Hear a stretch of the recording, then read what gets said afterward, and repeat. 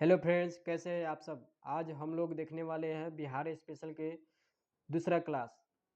कल हम लोगों ने एक वीडियो देखे हुए थे जिसमें आप लोग अगर नहीं देखे होइएगा तो ज़रूर जाकर देख लीजिएगा। प्ले लिस्ट में बना हुआ है। उससे 2 से 3 क्वेश्चन जरूर आपका बिहार पुलिस जो 22,731 पोस्ट के लिए आने वाला है उससे उस वीडियो से 1 से 2 क्वेश्चन या 2 से 3 क्वेश्चन जरूर रहेगा आपका एग्जाम में, क्योंकि आप एक बार उस वीडियो को जाकर देख लीजिएगा।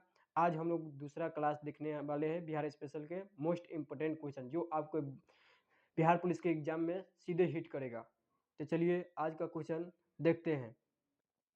क्वेश्चन कह रहा है, बोध गया में बोधि वृक्ष अपने वंश की इस पीढ़ी का है। ऑप्शन है ए में तृतीय, बी में है चतुर्थ, सी में है पंचम, डी में है षष्ठम। तो आप लोग कमेंट में इसका आंसर बताइए क्या होगा। तो चलिए हम इसका आंसर बताते हैं। इसका आंसर सी नंबर होगा, यानी कि पंचम। बोध गया में बोधि वृक्ष अपने वंश की इस पीढ़ी का, यानी कि पंचम पीढ़ी का है। चलिए दूसरा देखते हैं क्वेश्चन क्या कह रहा है। क्वेश्चन दूसरा क्वेश्चन है, विश्व का सबसे ऊंचा कहा जाने वाला विश्व शांति स्तूप बिहार में कहाँ है। कह रहा है क्वेश्चन कह रहा है कि विश्व का सबसे ऊंचा कहा जाने वाला विश्व शांति स्तूप बिहार में कहाँ है। ऑप्शन है ए में वैशाली, बी में है नालंदा, सी में है राजगीर, डी में है पटना। तो आप लोग इसका आंसर बताइए कमेंट में, इसका आंसर क्या होगा। तो इसका आंसर राजगीर होगा। विश्व का सबसे ऊंचा कहा जाने वाला विश्व शांति स्तूप बिहार के राजगीर में स्थित है।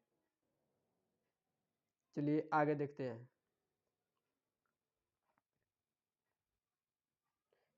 आगे क्वेश्चन कह रहा है, नौ नालंदा महाविहार किसके लिए विख्यात है। कह रहा है क्वेश्चन कि नौ नालंदा महाविहार किसके लिए विख्यात है। ऑप्शन ए में है वेनसांग स्मारक, बी में है महावीर का जन्म स्थान, सी में है पाली अनुसंधान, डी में है संग्रहालय। तो आप लोग इसका आंसर बताइए कमेंट में क्या होगा इसका आंसर। तो चलिए इसका आंसर होगा सी ऑप्शन, यानी कि पाली अनुसंधान के लिए नौ नालंदा महाविहार विख्यात था। चलिए आगे देखते हैं। आगे क्वेश्चन कह रहा है, विश्व का पहला गणतंत्र वैशाली में किसके द्वारा स्थापित किया गया।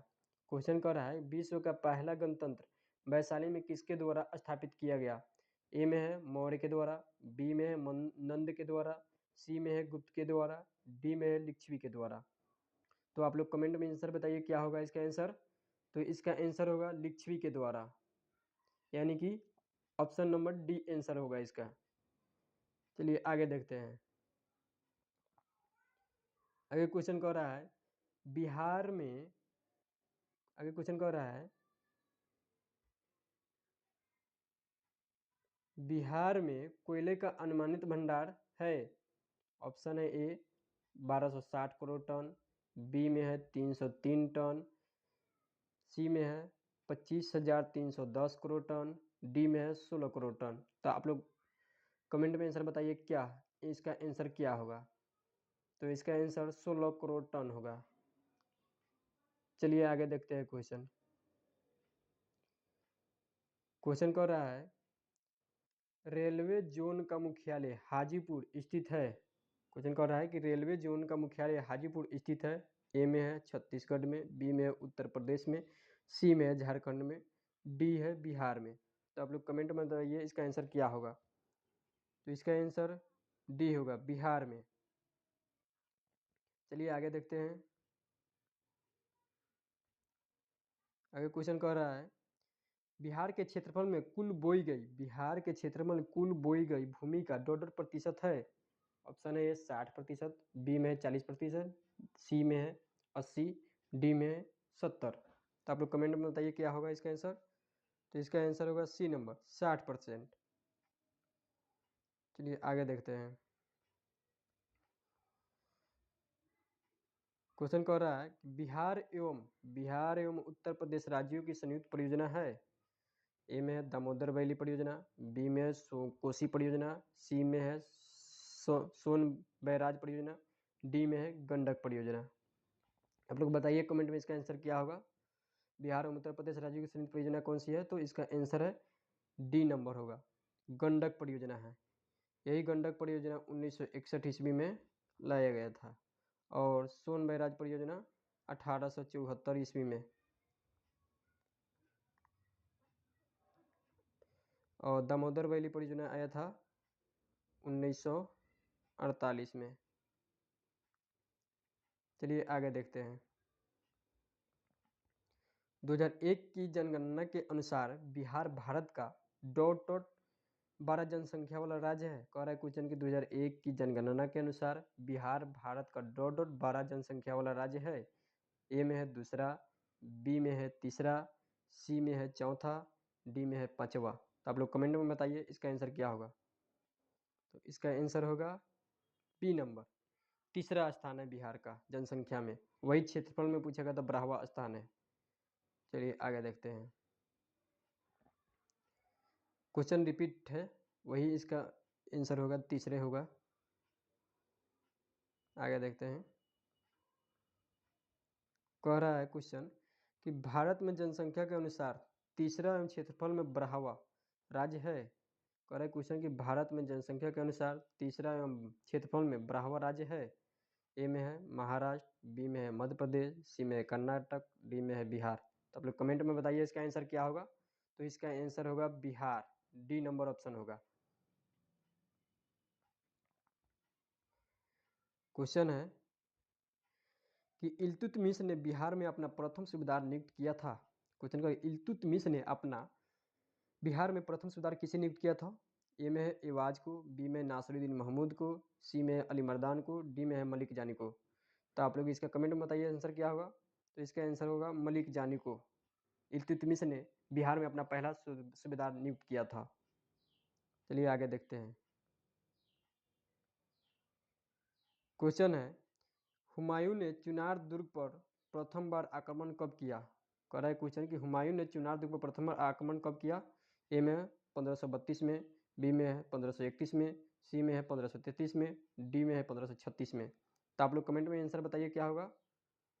तो इसका आंसर होगा 1532 ईस्वी में हुमायूं ने चुनार दुर्ग पर प्रथम बार आक्रमण किया था। आगे देखते हैं। अकबर ने बंगाल तथा बिहार को मुगल साम्राज्य में मिलाया। कह रहा है क्वेश्चन कि अकबर ने बंगाल तथा बिहार को मुगल साम्राज्य में मिलाया। ए में है 1590 में, बी में 1575 में, सी में 1576 में, डी में 1572 में। तो आप लोग आंसर में बताइए इसका क्या होगा आंसर, कमेंट में बताइए। तो इसका आंसर होगा 1576 ईस्वी में अकबर ने बंगाल तथा बिहार को मुगल साम्राज्य में मिलाया था। आगे देखते हैं।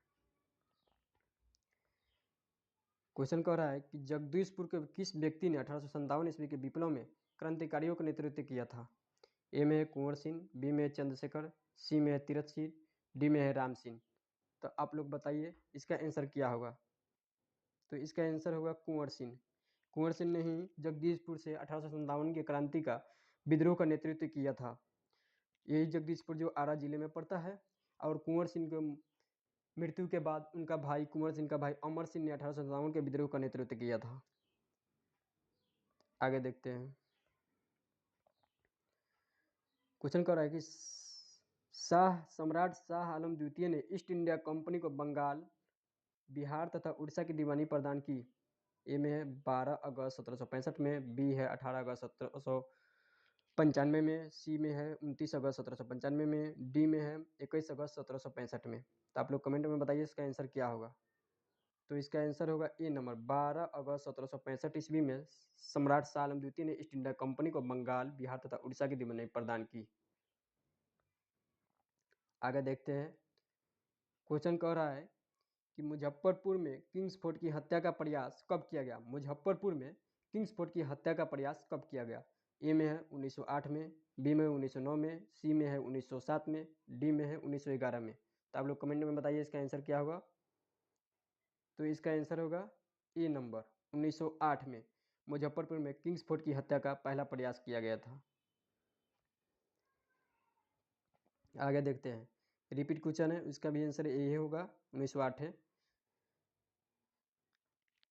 क्वेश्चन है बलदेव सहाय ने महाधिवक्ता के पद से त्यागपत्र कब दिया? बलदेव सहाय ने महाधिवक्ता के पद से त्यागपत्र कब दिया? 1942 में। इसका 1933 होगा, 193 लिखा गया है। 1933 में, सी में है 1913 में, डी में है 1911 में। तो आप लोग कमेंट में बताइए इसका आंसर क्या होगा। तो इसका आंसर 1942 होगा। बलदेव सहाय ने 1942 में महाधिवक्ता के पद से त्यागपत्र दिया था। आगे देखते हैं। क्वेश्चन कह रहा है 1942 के आंदोलन में डॉक्टर राजेंद्र प्रसाद को किस जेल में कैद रखा गया था? कह रहा है क्वेश्चन कि 1942 के आंदोलन में डॉक्टर राजेंद्र प्रसाद को किस जेल में कैद रखा गया था? ए में बांकीपुर जेल में, बी में हजारीबाग जेल में, सी में कैंप जेल में, डी में भागलपुर जेल में। तो इसका आंसर होगा ए नंबर, बांकीपुर जेल में डॉक्टर राजेंद्र प्रसाद को 1942 में कैद करके रखा गया था और जयप्रकाश नारायण को हजारीबाग जेल में रखा गया था, जेपी नारायण को। चलिए आगे देखते हैं। अगर क्वेश्चन कह रहा है नील आंदोलन का राष्ट्रीय नेता कौन था? नील आंदोलन का राष्ट्रीय नेता कौन था? ए में है महात्मा गांधी, बी में है बिरसा मुंडा, सी में बाबा रामचंद्र, डी में है राम सिंह। तो आप लोग कमेंट में बताइए इसका आंसर कब होगा, क्या होगा। तो इसका आंसर ए होगा। महात्मा गांधी ने नील आंदोलन का राष्ट्रीय नेता, महात्मा गांधी को नील आंदोलन का राष्ट्रीय नेता बनाया गया था। और नील विद्रोह पूछेगा तो 1859 ईस्वी में हुआ था नील विद्रोह।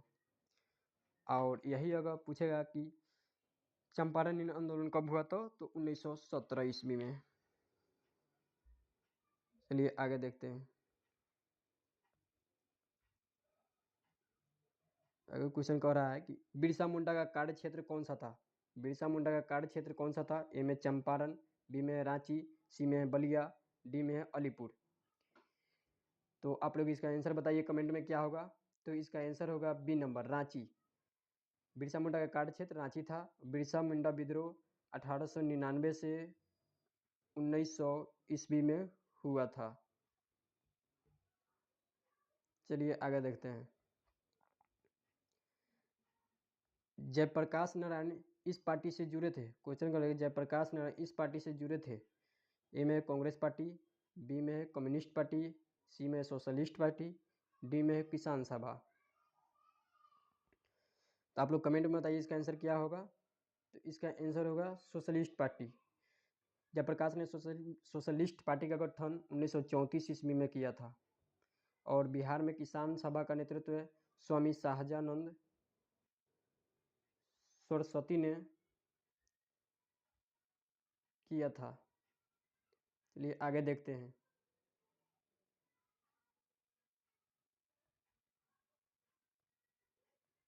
आगे देखते हैं क्वेश्चन क्या कह रहा है। 1857 के क्रांति के बिहार के नेता थे। 1857 के क्रांति के बिहार के नेता कौन थे? ए में है मौलवी अब्दुल्ला, बी में तत्या टोपे, सी में नाना साहब, डी में कुंवर सिंह। तो आप लोग बताइए कि बिहार में 1857 के क्रांति का नेतृत्व किसने किया था। तो इसका आंसर होगा डी नंबर, कुंवर सिंह ने 1857 के क्रांति का नेतृत्व बिहार से किया था, जो जगदीशपुर से, यानी कि जगदीशपुर से किए थे। आगे देखते हैं। आगे क्वेश्चन कर रहा है बिहार सोशलिस्ट पार्टी के संस्थापक थे। क्वेश्चन कर रहा है बिहार सोशलिस्ट पार्टी के संस्थापक थे जेपी नारायण, ए में है, बी में सत्यभक्त, सी में एम राय, डी में सुभाष चंद्र बोस। तो इसका आंसर बताइए कमेंट में क्या होगा। तो इसका आंसर होगा JP Narayan. Bihar socialist party के संस्थापक थे जेपी नारायण। आगे क्वेश्चन देखते हैं। क्वेश्चन कह रहा है पाटलिपुत्र के संस्थापक था। पाटलिपुत्र का संस्थापक कौन था? तो ए में है उदयन, बी में है अशोक, सी में बिंबिसार, डी में महापद्म नंद। तो आप लोग कमेंट में बताइए इसका आंसर क्या होगा। चलिए इसका आंसर हम बताते हैं। इसका आंसर ए होगा, उदयन। पाटलिपुत्र का संस्थापक उदयन था। चलिए आज इतना ही रहने देते हैं, फिर कल देखेंगे। तीसरा वीडियो कल आएगा बिहार स्पेशल का। अगर वीडियो आपको अच्छा लगेगा तो शेयर और लाइक और सब्सक्राइब जरूर कीजिए, और शेयर जरूर कीजिए, लेकिन सब्सक्राइब जरूर कीजिए, और वीडियो को ज़्यादा से ज़्यादा शेयर कीजिए अगर वीडियो अच्छा लगे। ऐसा ही वीडियो लाने के लिए बने रहिए हमारे चैनल पे, बैजू कुमार ऑफिशियल पे। चलिए ठीक है, धन्यवाद।